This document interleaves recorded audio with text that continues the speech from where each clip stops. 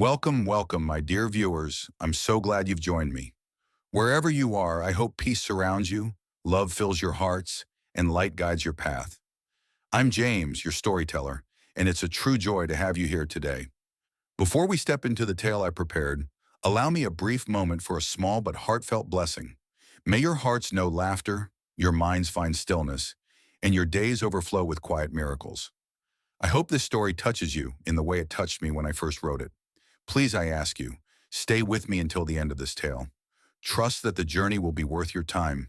This story is delicate, beautiful, and will echo in your heart long after the final word. While you're here, I also have a humble request. If you've enjoyed these stories but haven't yet subscribed, please consider it. Your support helps me continue crafting these worlds and voices. It means more than you know. So now, let's step inside the pages. Let's begin this unforgettable story together. Let the super story unfold. The ocean wind whispered over the cliff's edge, curling through trees bent by time and longing. In a forgotten coastal town where gulls cried like distant memories and the waves stitched lullabies into the shore, lived a girl named Asha. Her world was quiet, woven with solitude, strength, and unsung dreams. She lived between moments like a song only the soft-hearted could hear. Her presence was like the sea's hush at dusk, gentle, unnoticed by most, but deeply stirring to the ones who paused to feel it. Asha, with her warm skin like sun-warmed clay and hair wild as the wind it danced in, moved through life with a softness that drew stillness from chaos. She didn't know the power her beauty held. It wasn't draped in vanity, but wrapped in humility, like the sea holding back its depth. Those who caught sight of her barefoot on the docks or gently cradling an injured dove couldn't look away. Her hands, capable of coaxing life from broken wings, held a kind of peace no mirror ever told her she had. Left behind by the ones meant to love her, discarded like a page torn from a story, Asha found kinship in creatures and quiet things. Birds who limped back to the sky, stray kittens curled in her arms, herbs that spoke with fragrance, not words. These became her family. In the dim light of a little shop strung with bundles of dried lavender and sage, she worked quietly beside an old widow who saw her not just as help, but as a girl growing, despite the cracks, like a flower rising from stone. She bore no bitterness, though her life had been shaped by loss. She smiled gently, even at those who turned away, even at those who thought pity was kindness. She knew loneliness like a scent that never left her skin, but still, she lived with grace. And though the village kept its distance, they honored her with offerings left by her door. Fruit, tea leaves, sprigs of rosemary. Her world was built not of grandeur, but of truth. Simple, painful, soft, real. So when the sky darkened, like grief rolling in, when the sea churned and the wind howled with fury, Asha didn't hide. She lit her lantern and wrapped herself in her old cloak, stepping into the storm with the certainty of someone guided by something deeper than fear. As thunder cracked and rain fell sharp like arrows, she saw him, a figure collapsed against the rocks, unmoving, clothes soaked, body limp. His presence felt wrong here, too refined, too polished to belong on their rugged coast. The way he lay, arms twisted wrong, the way the storm seemed to roar just for him, it all made her breath stutter in her chest. She ran faster than she'd ever dared, her dress clinging, her heart pounding. Kneeling, she searched for a sign of life, her fingers shaking as they found a pulse. Weak, but real. A man carved of angles and silence. A stranger. And yet she didn't pause. She didn't ask why. She simply lifted him with the strength born of years surviving alone and led him away from the sea. Every step was a battle against wind and mud, but she didn't stop. She whispered comfort, promises she wasn't sure she could keep. Her small body bore his weight with fierce resolve until finally, breathless and drenched, she reached her little home. Inside, firelight welcomed them. She stripped him of wet clothes, tended to wounds with care taught by instinct and compassion. Her fingers trembled, not with fear, but with the strange ache of a heart stirring awake. He was handsome, even in this state. Sharp cheekbones, a jawline kissed by stubble, calloused hands of someone who had known both work and wealth. She didn't ask who he was. She only knew he had fallen into her world for a reason. And as he lay on her bed, wrapped in warmth, she sat beside him, tea in hand, watching the storm through the window. For the first time in years, the silence didn't feel empty. It felt like waiting for something beautiful. He hadn't meant to crash into the storm. Hazelwood had only wanted peace, escape, a breath of something true. He left behind the skyline, the politics, the pressure of being a man whose name built kingdoms. In an old coat and scuffed shoes, he drove toward the cliffs, phone abandoned. He wasn't chasing anything grand, just a sliver of quiet. But peace does not come easy to powerful men, especially not when shadows follow them like bloodhounds. He didn't notice the car behind him, not until it was too late. Not until the road turned slick and his mind blurred with memories of being young, free, before fortune became a noose. The crash was quick, sudden. His body slammed, pain blooming like fire. He stumbled from the wreck, ribs burning, blood on his shirt. The faces of his pursuers melted in the rain, but he knew the type. Men hired to end threats. He ran, heart wild, toward the sea, toward fate. His legs gave out on the rocks, the ocean reaching for him like a final embrace. That's where she found him. Hazelwood, king of boardrooms, master of empires, reduced to a broken silhouette against a violent sky. He didn't feel her lift him, didn't hear her murmur hope into the storm, but her arms carried him, her fire warmed him. And when he opened his eyes, pain dulled and heartbeat slow. It wasn't fear he felt. It was peace, something real. The scent of herbs, the softness of blankets, the whisper of breath near his face. It all greeted him before vision returned. He turned slowly, pain sharpening in his ribs. And there she was, Asha, curled in a chair, face turned toward the hearth light, skin glowing like carved amber. Her presence soothed something in him more than any medication could. Because unlike every woman he'd ever met, she had not wanted anything from him. She had simply helped.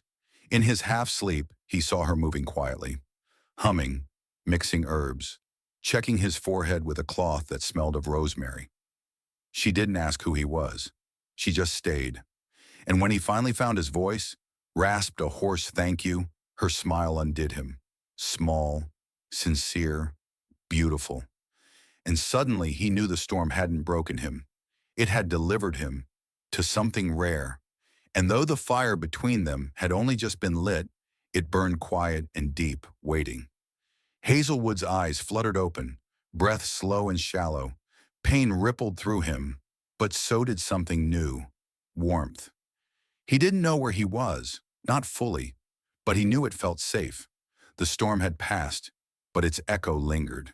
His ribs hurt, his soul ached. But for the first time in years, something stirred beneath the ache. Not just survival, but longing, hope. His eyes drifted slowly, body and perhaps his soul, that she hadn't stopped to question what lay beyond his silences. Now in the presence of sharply dressed men and the glint of something guarded returning to his eyes, she saw it, that chasm between their worlds. He stood before her, not as the man who had sat by the fire listening to her speak about wounded animals and the scent of lavender in the spring wind, but as the man who had once controlled empires, whose name likely opened doors she didn't even know existed. And yet, there was something desperate in his gaze. Not the desperation of a powerful man caught in a lie, but the desperation of someone afraid of losing something real. Someone who had found solace in a place he hadn't expected. Someone who had found her. "I wanted to tell you," Hazelwood said, his voice roughened by guilt and something deeper. "But I didn't know how. I didn't want to lose this. You." Asha didn't speak. Her hands trembled at her sides, her body caught between instinct and heartbreak. She had invited this man into her home, her life. She had let herself hope, and now reality stood tall at her doorstep, suited and stern-eyed. One of the men behind him cleared his throat impatiently, but Hazelwood didn't move. His focus stayed entirely on Asha. "Everything I told you," he said, stepping closer, "about my past, about the pain, the emptiness, it was all true.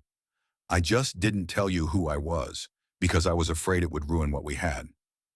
"What did we have?" she asked finally, her voice quiet but cutting. Hazelwood looked wounded, but he didn't flinch. Something real, something I've never had.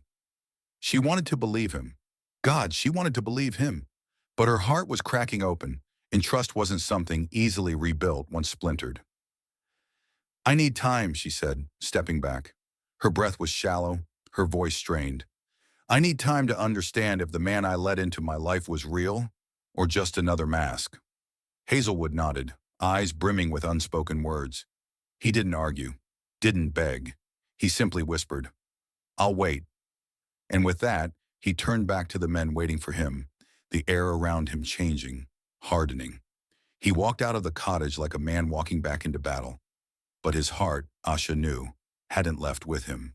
She sank to the floor as the door clicked shut, the scent of herbs and salt water still lingering, her chest aching with the weight of everything unspoken. Something had begun between them, something real. But now it would have to survive in a world far more complicated than the one where it was born. Hazelwood read, billionaire, CEO, master of empires. Asha, just Asha, the woman who took him in when he was nothing but a lost, bruised stranger. And despite everything that had bloomed between them, every glance, every moment, every word softly spoken in the quiet of her cottage, Asha knew the truth. She didn't belong in his world, and he didn't belong in hers. I'll return, Hazelwood said, his voice like steel wrapped in velvet. I'll come back for you, Asha. Then he turned, his team waiting at the door, the weight of his world calling him back. The door closed softly behind him, but it might as well have thundered. Asha stood frozen, heart pounding, soul spinning. She had fallen for him, this powerful, magnetic stranger who had stumbled into her quiet life and turned it inside out. But now she didn't know what was real. Would he truly return? Or had it all been a passing dream? Sweet, fleeting, impossible. Back in the city, Hazelwood was surrounded by noise. The sharp clatter of heels on marble floors, the buzz of phones, the endless flood of emails and meetings. But none of it mattered. None of it could distract him from the one thought that refused to fade. Asha. Her name was a soft echo in his mind, a constant presence in the quiet moments between chaos. Her smile, the way it lit up her entire face, her eyes gentle, searching, full of a vulnerability that mirrored his own. She had seen him, the real him, not the billionaire, not the brand, just a man, bruised by the world, aching to be held. And she had held him, without judgment, without expectation. She had healed him. Now back in his tower of glass and steel, Hazelwood felt more broken than ever. He had tasted something real, untouched by ambition, untainted by wealth. And he craved it with a hunger that frightened him. He couldn't stay away. He started sending gifts. At first, small tokens, flowers, a rare book, a hand-carved trinket. He gave strict instructions to remain anonymous. He wasn't ready to confront her yet, not with all the emotion roiling inside him, but each gift felt like a confession. Every delivery whispered what he couldn't yet say aloud. I remember you. I miss you. I'm coming back. And with every new note came the same closing line. I'll be back for you, Asha. You're never far from my thoughts. At first, Asha was confused. The gifts were beautiful, delicate, clearly expensive, but she had no idea who was sending them. A part of her dismissed it as a kind gesture from a secret admirer. Nothing more, until the third gift arrived, a bracelet of silver and sapphires that shimmered like ocean waves. The note was written in a familiar hand, and this time the words hit differently, like truth instead of fantasy. Could it really be Hazelwood? Was he reaching out, across the miles, across the world that divided them? Asha's heart ached at the thought. She had tried to forget him, tried to return to the rhythm of her quiet life. But the memory of him, his presence, his warmth, his eyes was impossible to shake. Could a man like that truly want someone like her? Was she just a fond memory or something more? Weeks passed. The gifts continued, more thoughtful, more extravagant, but always tinged with restraint, as if he didn't want to overwhelm her. And then, one golden evening, Hazelwood returned. But he was changed. No longer the man who had left in haste, shadowed by obligation. This man was different, softer, steadier, with a fire in his eyes that had nothing to do with power and everything to do with her. He walked through the village, flowers in hand, his heart beating faster with every step. He saw her through the cottage window, bathed in the warm light of sunset. Her curls fell freely over her shoulders, and her face, God, her face, stole the breath from his lungs. He knocked. "Just a moment," came her voice. The door creaked open, and there she stood. Her eyes widened, her breath caught. Time slowed. He held out the flowers. "For you," he said softly. Her fingers brushed his as she took them, the contact sparking something electric between them both. "Thank you," she murmured, surprise and emotion dancing in her voice. "What brings you here, Hazelwood?" He looked at her, and suddenly all the words he had rehearsed fell away. "I've been thinking, Asha," he said quietly, "about you, about us, about what we shared. And I realized something. I don't want it to end." She stared at him, unsure of what to say, unsure of what it meant. "I want you to come with me," he continued, "to the city, to my world. I want you to see where I come from, see who I am outside of this village. I want to share it with you, not to change you, but because I can't imagine it without you anymore." His voice trembled slightly at the end, but his eyes held nothing but truth. Asha's heart pounded. His world. Could she truly step into it? Could she bridge the chasm between their lives? And yet something in his voice told her this wasn't about wealth or status. It was about him and her, and the inexplicable thing growing between them. She didn't have an answer yet, but in that moment, as the sun dipped low behind the hills and Hazelwood Reed stood on her doorstep with flowers in hand and vulnerability in his eyes, she knew one thing. He had truly come back. The chandelier sparkled above them, casting a golden glow that shimmered across the polished wood floors. Everything was dazzling, almost too much to take in.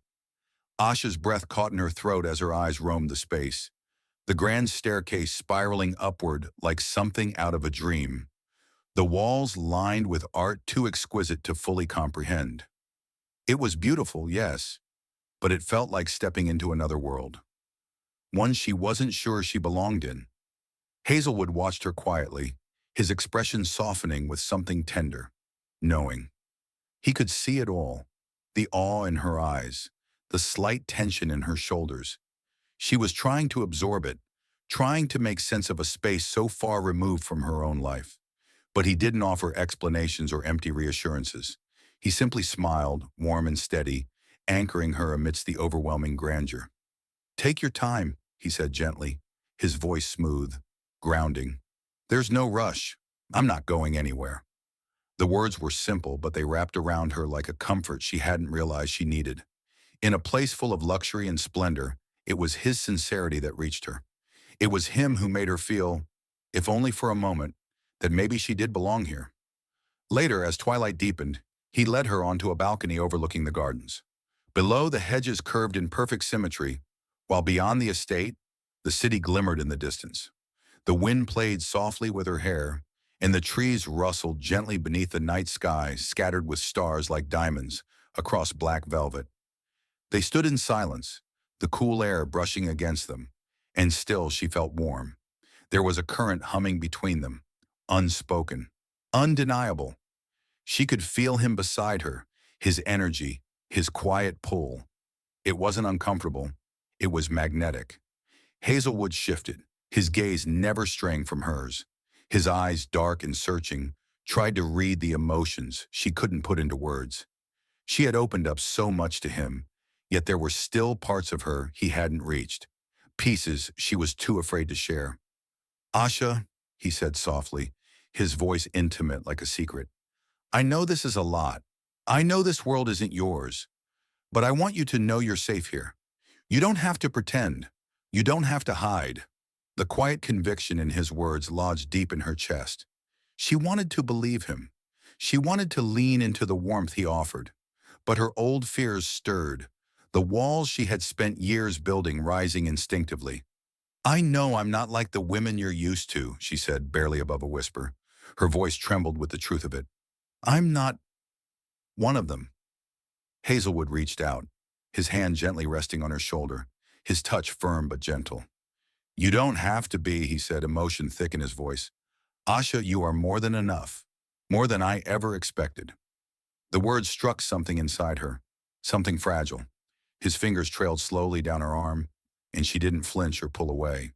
She let herself feel it, the heat, the tenderness, the quiet invitation in his touch. And in that moment, she felt like she belonged, not to the mansion or the grandeur, but to the feeling he gave her. Safety, acceptance, something close to love. Time blurred. Hazelwood leaned in, his eyes locked with hers, and when his lips touched hers, it was like something inside her clicked into place. The kiss was soft at first, hesitant, like a question. Her lips answered without words, welcoming him in. She should have been afraid of this, of what it meant, of what it could change, but she wasn't. She deepened the kiss, her hand lifting to his chest, feeling the rapid beat of his heart beneath her fingers. His arms wrapped around her, pulling her closer, and everything else fell away. The world, the past, her doubts. All that remained was him, them. The kiss grew bolder, more intense, a slow burning flame that had waited too long to ignite. Her body tingled, alive with sensation, with the weight of emotions that had no name yet. Hazelwood's hands framed her face, reverent, like he was holding something precious. And she was. She had never felt this way, not just desired, but seen, known. Her fingers threaded through his hair, grounding herself in him, in this moment. She wasn't falling. She was already gone. When he finally pulled back, breathless, his forehead rested against hers. "You have no idea what you do to me," he murmured, voice rough with longing. Asha's pulse fluttered, her breath still shallow. Her lips tingled from the kiss, her skin still warm where he had touched her. She didn't speak. She didn't have to. Hazelwood brushed a tender kiss to her forehead, then whispered, "I'm not going to rush this. I just want you to know I'm here."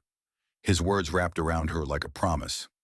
Later, as rain tapped gently against the windows and thunder echoed softly in the distance, the world outside seemed to fade. The storm was nothing compared to the quiet storm building between them, powerful, beautiful, and just beginning. His thumb brushed the soft curve of her cheek, a feather-light touch that sent a tremor through Asha's body. Her eyes fluttered closed as if by instinct, her breath catching, leaning into him like her soul recognized something ancient and true in his touch. The storm outside raged on, but it was distant, irrelevant, compared to the thunder of her heartbeat and the electricity crackling in the space between them. Hazelwood leaned closer, his breath mingling with hers, lips hovering just above, as if suspended between decision and desire. The anticipation burned almost painfully, and yet he paused, just before the kiss. Asha opened her eyes, confused but not afraid. What she saw in his gaze wasn't rejection, but war, a quiet, trembling restraint. He was battling himself, and that made her love him more. "Only when you're ready," he whispered, voice like velvet heat against her skin. The tenderness in his words struck deep, so much deeper than she expected. It wasn't hesitation, it was permission, an offering, a space she could step into when she chose, not when he wanted. And in that, she felt seen in a way she never had before. She looked up at him, her gaze soft, lit by the fire he had ignited inside her. Was she ready? She didn't know. Maybe not completely. But this moment, this felt right. She had never felt so desired, so alive. And what drew her to him now wasn't lust. It was something truer, something that touched the marrow of her bones. Slowly, she placed her hands against his chest, right over the steady rhythm of his heart. She could feel the tension in him, the heat, the restraint. And yet he waited. Still. Then, with trembling resolve, her hands slid up, fingers skimming the fabric of his shirt. She rose on her toes and closed the space between them, The kiss was gentle, an exhale, not a claim. No rush, no urgency. Just the kind of slowness that said this matters. Like tasting the first rain after a drought. It deepened gradually, a breath at a time, until the longing simmered into fire. His arms circled her waist, drawing her close. His fingers slid into her curls. She melted into him, her own hands threading into his hair, fingertips splayed over his back. It was a kiss of reunion, of recognition. Two hearts meeting in a world that had tried so hard to keep them apart. When they pulled apart, lips tingling, breath unsteady, Hazelwood pressed his forehead to hers. "I'll wait for you, Asha, always. Only when you're ready." Those words became an anchor in her chest. But even anchored hearts could be shaken. Asha had always felt like a stranger in her own family. Loved perhaps, but never understood. They measured worth by status, success, and outward perfection. So when they arrived at her door unannounced, judgment practically radiating from them, she wasn't surprised, only tired. She saw it in their eyes the moment they stepped inside. The disdain, the jealousy, the smug disbelief that this was her life now. That she, the one they had always treated as less, had found love, peace, and luxury. Her mother's voice sliced through the room like a blade. "So this is who you are now? A rich man's toy?" Her tone was cold, unforgiving. "You think this is love? He'll never respect you. He'll never love you. You're just something shiny on his shelf." Asha stiffened, but didn't crumble. She had heard these accusations before. Her family's scorn was an old ache, familiar and dulling with time. But still, it stung. Not because their words had truth, but because they couldn't see what she saw, what she felt. And then, Hazelwood moved. He stepped forward, calm but formidable. Something shifted in him. Gone was the flirtatious charm. In its place was steel. "Enough," he said quietly, but the command in his voice silenced the room. "You don't get to speak to her like that." Their faces faltered. This wasn't the reaction they expected. They were used to control, to compliance. But Hazelwood didn't shrink from them. He stood taller, voice cutting through the silence with elegant ferocity. "You will not come into our home and insult her. You will not shame her for a love you don't understand." His words held weight, not just because of who he was, but because of how he said them. Protective, devoted, unyielding. Asha's chest tightened. For the first time in her life, someone stood between her and the wreckage of her past, not to shield her from pain, but to honor her worth. "I don't care what world you come from," Hazelwood continued, voice never rising but sharper than ever. "You don't get to treat her like she's disposable. She is not your pawn, and if you can't respect her, you're not welcome here." The silence that followed was heavier than any insult. Her family had no answer. For once, their condescension met a force they couldn't manipulate. And Asha, she breathed. As they left, defeated and speechless, something inside her broke, then healed. She turned to Hazelwood, her voice trembling with emotion. "Thank you." He took her hand and squeezed gently. "You don't have to thank me. I'll always stand beside you, Asha." And for the first time in her life, she believed it. He didn't speak right away. He didn't have to. The silence between them was thick, charged with an understanding only shared by two souls who truly saw each other. It was the kind of silence that carried more weight than words ever could. When he finally spoke, his voice was low, laced with quiet conviction. "Asha," he said, emotion threading through each syllable. "I know you're scared. I see it in your eyes. But you don't have to run. Not from me. Not from us." Her heart clenched. The pain in his voice, the raw ache of someone who had offered everything only to watch it be pushed away, made her chest tighten. She opened her mouth to speak, to explain, to apologize. But the words were trapped inside her, fluttering like a bird desperate to escape its cage. "I don't deserve you," she whispered, barely audible. "I've never known love like this. I don't know how to accept it." Hazelwood's gaze softened, but he didn't move right away. Then with a slow, purposeful grace, he knelt in front of her, eyes locked onto hers. "Asha," he said again, his voice warm and unwavering, "you saved me. You made me feel something I thought I'd lost forever. You're not just worthy. You are the most worthy woman I've ever known. You don't have to earn my love. It's already yours, just as you are." He reached up, gently brushing away the tears from her cheeks.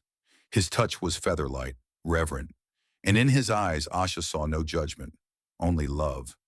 Real, unwavering love. The walls she had spent so long building around her heart began to crumble. Slowly, surely, she let herself feel what she had feared for so long. She let herself believe it. "I'm here," he said, wrapping her in his arms as she stepped forward.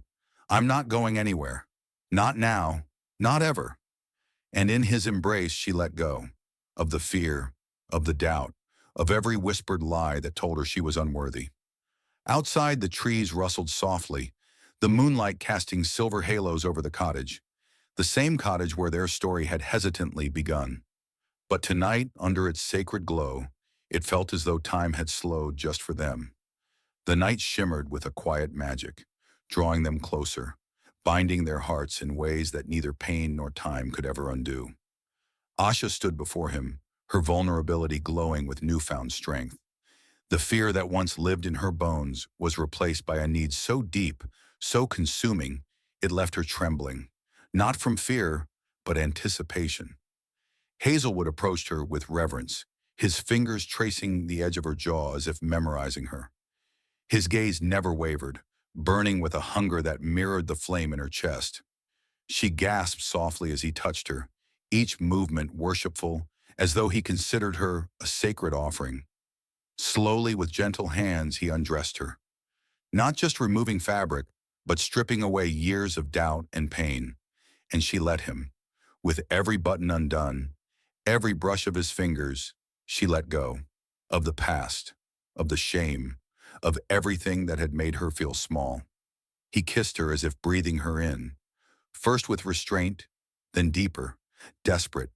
His lips searching hers with the hunger of a man who had been starving and had finally found his feast.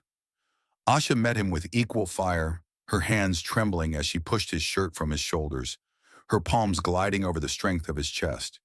For the first time, she wasn't afraid of being seen, being touched, being loved. Because he didn't just want her body, he wanted her. He was her anchor, her sanctuary, her everything. And he loved her like a man who had waited his whole life just to find her. As his lips trailed down her neck, across her collarbone, her breath caught. Every part of her responded to him, awakened under his touch. It wasn't just desire. It was a sacred merging of souls. They moved together, slow and sure, under the moon's watchful eye. His hands learned her curves like a prayer. His lips followed with reverence. Every sigh, every moan was a promise. When he finally brought her to the bed and covered her with his body, their eyes locked and everything else faded. There was only them. Asha gave herself to him, completely, with no fear, no hesitation, only love. Their passion built like a tide, crashing over them in waves, fierce, unrelenting. But beneath the fire was tenderness, sweetness, a kind of love that didn't demand, but offered. Their bodies moved as one, their heartbeats syncing, the rhythm of their love echoing into the quiet of the night.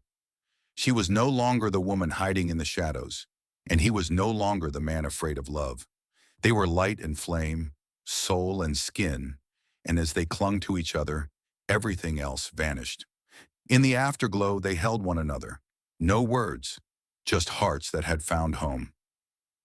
The wedding scene, the air was fragrant with pine and wild earth, the sun gilding the clearing in soft gold. The ceremony was quiet, intimate. No crowd, no spectacle, just love. Asha stood in a flowing white dress, her hand curled around Hazelwood's. Her belly rounded beneath the lace, radiant with the life they had created together. She glowed, not just from motherhood, but from love, pure and complete. She had once been lost, a girl adrift. But now she stood here, grounded and whole, loved. Hazelwood's fingers brushed her belly, his eyes glistening with wonder at the fluttering life within. He had once been hardened by pain, but Asha had softened him, breathed life into the corners of his soul he thought were dead. You rescued me from my darkness, he whispered, so only she could hear. Now I live only to love you. The words were simple, but they held the truth of everything they had been through. Asha leaned into him, her voice soft, certain, and I will love you for the rest of our days. And as they stood beneath the open sky, hands entwined, hearts bound, the world bore witness to the kind of love that defied time, fear, and pain, a love reborn in fire and destined to last forever.